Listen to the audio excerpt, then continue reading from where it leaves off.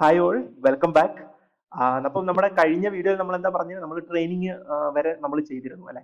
അപ്പൊ ഇത് നോക്കിയാൽ നിങ്ങൾക്ക് അറിയാം കണ്ടോ, ആദ്യത്തെ എപ്പോക്കില് നമുക്ക് കിട്ടിയ ആക്യുറസി, വാലിഡേഷൻ ആക്യുറസി എന്ന് പറഞ്ഞ 88 ആണ് പെർസെന്റേജ് ആണ്.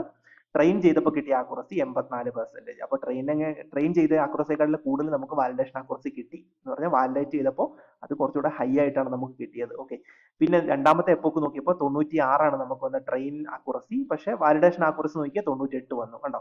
അപ്പൊ ഇത് കറക്റ്റ് ഒരു രീതിയിലാണ് പോകുന്നത് അല്ലെ. പിന്നെ 97 നമുക്ക് ട്രെയിനിങ് ആക്യുറസി കിട്ടിയത്, വാലിഡേഷൻ ആക്യുറസി 98 വന്നു. വീണ്ടും 97 തന്നെയാണ് നമുക്ക് ട്രെയിനിങ് ആക്യുറസി കിട്ടിയത്, വാലിഡേഷൻ 99 വന്നു. പിന്നെ നമ്മുടെ ലാസ്റ്റ് എപ്പോക്കിൽ വാലിഡേഷൻ ട്രെയിനിങ് ആക്യുറസി 98% കിട്ടി, വാലിഡേഷൻ ആക്യുറസി വന്നപ്പോഴത്തേക്കിന് എന്താ 87 വന്നു അല്ലെ. അപ്പൊ ഇവിടെ നോക്കിയപ്പോൾ വാലിഡേഷൻ ആക്യുറസി കുറച്ച് കുറഞ്ഞു അല്ലെ. പക്ഷെ അതിന്റെ തൊട്ട് മുകളിലത്ത് നോക്കി ആ ഒരു ഇതിൽ വന്നപ്പോൾ നമുക്ക് 99% വരെ വന്നായിരുന്നു അല്ലെ. അപ്പൊ ഇവിടെയാണ് നമുക്ക് എയർലി സ്റ്റോപ്പിംഗ് എന്ന് പറഞ്ഞിട്ടുള്ള ഒരു ടെക്നിക്ക് നമുക്ക് ഉപയോഗിക്കാൻ പറ്റുന്നത്. അതായത് എയർലി സ്റ്റോപ്പിംഗ് എന്താണെന്നുള്ളത് ഞാൻ നേരത്തെ ഒരു വീഡിയോയിൽ ഞാൻ പറഞ്ഞിട്ടുണ്ടായിരുന്നു. എയർലി സ്റ്റോപ്പിംഗ് എന്ന് പറയുന്ന ടെക്നിക്ക് എന്താണ്. ഓക്കെ, അപ്പം അത് നമ്മുടെ ബെസ്റ്റ് ആയിട്ടുള്ള ആ ഒരു സ്റ്റേജിനെ മാത്രമേ അത് സേവ് ചെയ്യത്തുള്ളൂ, എയർലി സ്റ്റോപ്പിംഗ് നമ്മൾ യൂസ് ചെയ്ത് കഴിഞ്ഞാൽ. ഓക്കെ, അപ്പം അപ്പൊ ഇവിടെ നമ്മൾ കുഴപ്പമില്ലാതെ ഒരു മോഡൽ നമുക്ക് കിട്ടി അല്ലെ. ഇനി നോക്കിയാൽ ഞാൻ ആ മോഡലിനെ സേവ് ചെയ്യാൻ പോവാണ്. ഞാൻ ആ മോഡലിന്റെ ആക്യുറസി, നമ്മൾ ആ ആക്യുറസി ഒന്ന് ഞാൻ നോക്കാൻ പോവാണ്. ഓക്കെ, ഞാൻ ഒന്ന് റൺ ചെയ്യട്ടെ. അപ്പൊ നമുക്ക് കിട്ടുന്ന ആക്യുറസി എന്ന് പറയുന്നത് നിങ്ങൾ കാണാൻ പറ്റും കണ്ടോ, 87%, 87.59% ആണ് നമുക്ക് ആക്യുറസി. അതായത് ഈ ലാസ്റ്റത്തെ ഇതാണ് നമുക്ക് വന്നത്. ഓക്കെ, ഇതാണ് വന്നത്. ഇതിന് ഈ തൊട്ട് മുമ്പത്തെ ഇതുണ്ടല്ലോ, ഇവിടെ വെച്ച് നമുക്ക് സ്റ്റോപ്പ് ചെയ്യാം. ഈ തൊട്ട് മുമ്പത്തെ ഇത് അവിടെ ആക്യുറസി നല്ല കൂടുതലല്ലേ, നോക്കി 99% കിട്ടിയില്ലേ. ഇവിടെ വെച്ച് വേണമെങ്കിൽ നമുക്ക് ട്രെയിനിങ്ങിനെ സ്റ്റോപ്പ് ചെയ്യാൻ പറ്റും. അതിനാണ് ഇയർലി സ്റ്റോപ്പിംഗ് എന്ന് പറഞ്ഞ ടെക്നിക്ക് നമ്മൾ യൂസ് ചെയ്യുന്നത്. ഓക്കെ, ഞാൻ അതൊന്നും യൂസ് ചെയ്തിട്ടില്ല, അങ്ങനത്തെ ഒരു പരിപാടിയും ചെയ്തിട്ടില്ല. ഡയറക്റ്റ് ഞാൻ എന്ത് ചെയ്യുക, ട്രെയിൻ ചെയ്യാനും ചെയ്തിരുന്നത്. ഓക്കെ, അതുകൊണ്ടാണ് ഈ ഏറ്റവും ലാസ്റ്റത്തെ എനിക്ക് ആക്യുറസി. ഇപ്പൊ നമ്മുടെ മോഡലിന്റെ ഇപ്പോഴത്തെ ആക്യുറസി എത്രയാണെന്നറിയോ, 87.59% ആക്യുറേറ്റ് ആണ് നമ്മുടെ മോഡൽ എന്ന് പറയുന്നത്. അതായത് അത്രയും ആക്യുറേറ്റ് ആയിട്ട് അതിനെ പ്രെഡിക്റ്റ് ചെയ്യാൻ പറ്റും. പുതിയൊരു ഇമേജ് കൊടുത്തു കഴിഞ്ഞാൽ, അതായത് ട്യൂമർ ഉള്ളതോ അല്ലെങ്കിൽ ട്യൂമർ ഇല്ലാത്തതായിട്ടുള്ള ഒരു ഇമേജ് കൊടുത്തു കഴിഞ്ഞാൽ ട്യൂമർ ഉള്ള ഇമേജ് ആണോ ട്യൂമർ ഇല്ലാത്ത ഇമേജ് ആണോ എന്നുള്ളത് പ്രെഡിക്റ്റ് ചെയ്യാൻ വേണ്ടിയിട്ട് 87.59%, അതായത് 85% എന്താ പ്രെഡിക്റ്റ് ചെയ്യാൻ പറ്റും, കുഴപ്പമില്ലാതെ പ്രെഡിക്റ്റ് ചെയ്യാൻ പറ്റും എന്നുള്ളതാണ് നമ്മൾ ഇന്ന് മനസ്സിലാക്കേണ്ടത്. ഓക്കെ, ഇനി ഞാൻ എന്ത് ചെയ്തു, ഞാൻ ആ മോഡലിനെ ഞാനൊന്ന് സേവ് ചെയ്യാൻ പോവാണ്. സേവ് ചെയ്തു. ഓക്കെ, സേവ് ചെയ്യുന്ന പേര് VG16 brain tumour model .H5. Okay, ഇതാണ് ഈ .H5 എന്ന് കണ്ടോ. ഈ ഒരു രീതിയിലാണ് നമ്മൾ എന്ത് ചെയ്യുക, നമ്മൾ സേവ് ചെയ്യുന്നത്. ഓക്കെ, ഇനി ഞാൻ എന്ത് ചെയ്തു, ഞാൻ ആ മോഡലിനെ ഞാൻ എന്ത് ചെയ്തു, വീണ്ടും ഒന്ന് ഞാൻ ഇമ്പോർട്ട് ചെയ്യുകയാണ്. ഇപ്പൊ സേവ് ചെയ്ത മോഡൽ ഉണ്ടല്ലോ, അതിനെ ഒന്ന് പുതുതായിട്ട് അത് സേവ് ചെയ്ത് വെച്ചിട്ടുണ്ട്, അതിനെ ഞാൻ ഇങ്ങോട്ട് ഇമ്പോർട്ട് ചെയ്തു. ഇമ്പോർട്ട് ചെയ്തതിന് ശേഷം ഞാൻ വീണ്ടും എന്ത് ചെയ്യാണ്, വീണ്ടും അതിനെ ഞാൻ എൻ്റെ ഒരു സമ്മറി എടുക്കുകയാണ്. ഓക്കെ, സമ്മറി എടുത്തു. അപ്പൊ നമ്മൾ മോഡലിനെ ട്രെയിൻ ചെയ്തു, അതിനെ സേവ് ചെയ്തു. സേവ് ചെയ്തതിന് ശേഷം ആ മോഡലിനെ തിരിച്ച് ഞാൻ പിന്നെ എടുക്കുകയാണ്. പിന്നെ ഞാൻ റിട്രീവ് ചെയ്തെടുത്തു. എടുത്തതിന് ശേഷം എന്ത് ചെയ്തു, അതിന്റെ സമ്മറി നോക്കി. ആ മോഡലിന്റെ സമ്മറി എന്ന് പറഞ്ഞാൽ എന്താണ്, ഇതാണ് സമ്മറി കണ്ടോ. ലാസ്റ്റ് നമ്മൾ കൊടുത്ത എല്ലാം ഉണ്ട്, ആ ഫ്ലാറ്റൻ ലെയറും ഡെൻസ് ലെയറും എല്ലാം. ഇപ്പൊ ഇതാണ് ഫൈനൽ മോഡൽ എന്ന് പറയുന്നത്, അതിന്റെ സമ്മറിയാണ് കിട്ടിയത്. ഓക്കെ, ഇനി പുതിയൊരു ഡേറ്റ വെച്ചിട്ട് ഒന്ന് ടെസ്റ്റ് ചെയ്ത് നോക്കി. ഞാനൊരു ടെസ്റ്റ് ഡേറ്റ വെച്ചിട്ട് ഞാനൊന്ന് നോക്കി, ഞാൻ ഒന്ന് ചെയ്യാണ്. ചെയ്യുമ്പോഴത്തേക്കിനും അതായത് നമ്മുടെ ഇപ്പം നമ്മൾ ട്രെയിൻ ചെയ്ത അടുത്ത ആ മോഡൽ ഉണ്ടല്ലോ, ആക്യുറസി 87% കിട്ടുന്നുണ്ട്. ടെസ്റ്റ് ആക്യുറസി 87% നമുക്കിവിടെ കിട്ടുന്നുണ്ട്. ഓക്കെ, ഇനി എന്താ ചെയ്യുന്നു പറഞ്ഞു കഴിഞ്ഞാൽ, ഞാൻ ഇതിന്റെ ലോസും ആക്യുറസിയും ഒക്കെ ഒന്ന് പ്രിന്റ് ചെയ്യിപ്പിക്കാൻ പോവാണ്. ഓക്കെ, അപ്പൊ ഇത് ട്രെയിനിങ് ലോസും വാലിഡേഷൻ ലോസും തമ്മിലുള്ള ഇതാണ് കാണിച്ചിരിക്കുന്നത്. ഇനി ട്രെയിനിങ് ആക്യുറസിയും വാലിഡേഷൻ ആക്യുറസിയുടെയും ഗ്രാഫാണ് ഈ കാണിച്ചിരിക്കുന്നത്. ഓക്കെ, അപ്പൊ ആക്യുറസി ലോസ് നമ്മൾ ഗ്രാഫായിട്ട് പ്രിന്റ് ചെയ്യിപ്പിച്ചു. ഇനി ഞാൻ എന്ത് ചെയ്യാം, ഒന്നും കൂടെ നമുക്ക് നോക്കാം. അത് ഞാൻ വീണ്ടും ഒന്നുകൂടെ പ്രിന്റ് ചെയ്യാണ്. അപ്പൊ നിങ്ങൾക്ക് കൂടെ കാണാൻ പറ്റും. ഓക്കെ, കണ്ടോ, ഇത് കുറച്ചും കൂടെ മെനയില്ലേ കാണാൻ, കുറച്ചുകൂടെ വൃത്തിയുണ്ട് കാണാൻ അല്ലേ. ഇത് അതേ സംഭവം തന്നെ, കുറച്ചും കൂടെ വൃത്തിക്ക് വേറൊരു രീതിയിൽ ഞാൻ പ്ലോട്ട് ചെയ്തതേ ഉള്ളൂ. അപ്പൊ ഇതിപ്പോ കാണാൻ ഒരു മെനയുണ്ടല്ലേ. ഈ മുകളിലത്തെ കാണാൻ അത്ര വലിയ രസമൊന്നുമില്ല, രണ്ട് രീതിയിൽ വരച്ചെന്നേ ഉള്ളൂ, അത്രേ ഉള്ളൂ, വേറെ കാര്യമൊന്നുമില്ല.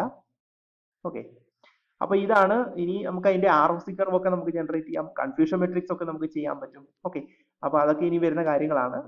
അപ്പൊ ഇത്രയാണ് നമ്മുടെ ഒരു, ഇപ്പൊ ഇത് ഞാൻ ട്രെയിൻ ചെയ്തു. അപ്പൊ നമുക്കൊരു മോഡൽ കിട്ടി. എന്റെ മോഡൽ ഞാൻ സേവ് ചെയ്തിട്ടുണ്ട് ഡിസ്കിലേക്ക്. ആ മോഡൽ സേവ് ചെയ്തത് എങ്ങനെയാണ്, ഇതാണ് മോഡലിന്റെ സമ്മറി. നമ്മളിപ്പോ ക്രിയേറ്റ് ചെയ്ത ഫൈനൽ മോഡലിന്റെ സമ്മറിയാണ് ഈ കാണുന്നത്.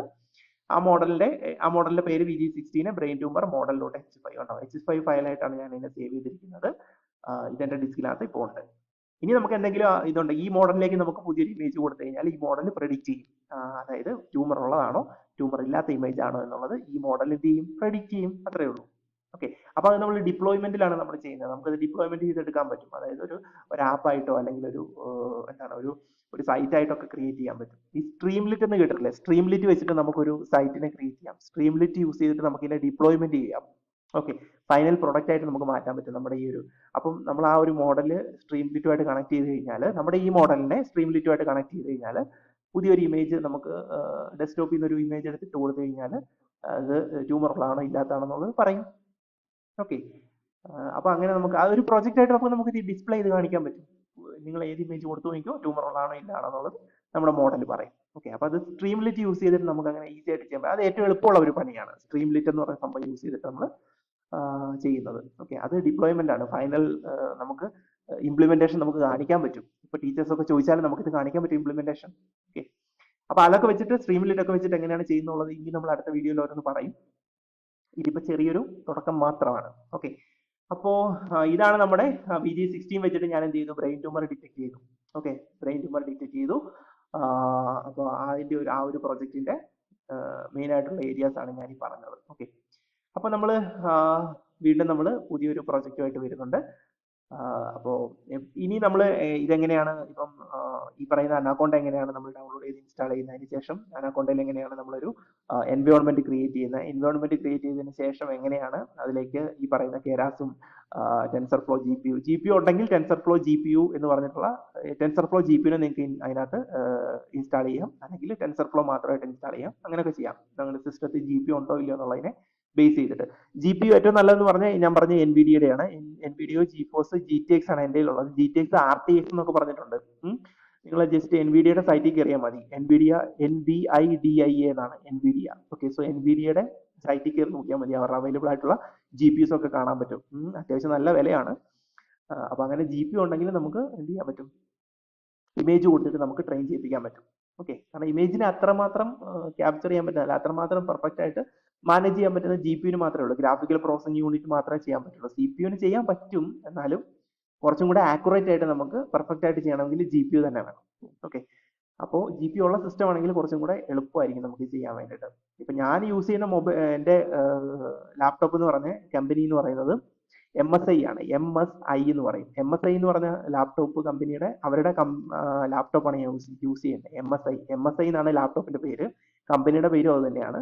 അവരുടെ പ്രത്യേകത എന്ന് പറഞ്ഞു കഴിഞ്ഞാൽ അവര് മാനുഫാക്ചർ ചെയ്യുന്നത് ഗെയിമിംഗ് ലാപ്ടോപ്പാണ്. അതായത് ഗെയിം കളിക്കാൻ വേണ്ടിയിട്ടുള്ള ലാപ്ടോപ്പാണ് അവർ മാനുഫാക്ചർ ചെയ്യുക. ഓക്കെ, അപ്പോൾ ബാക്കി എല്ലാ കാര്യങ്ങളും നമ്മൾ സാറിന് ചെയ്യുന്ന പോലെ എല്ലാം നമുക്ക് ലാപ്ടോപ്പിൽ ചെയ്യാൻ പറ്റും. അതേ സെയിം ലാപ്ടോപ്പിൽ തന്നെ ചെയ്യാൻ പറ്റും. പക്ഷേ എക്സ്ട്രാ ഫീച്ചർ എന്ന് പറഞ്ഞാൽ ഗെയിമിംഗ് ആണ്.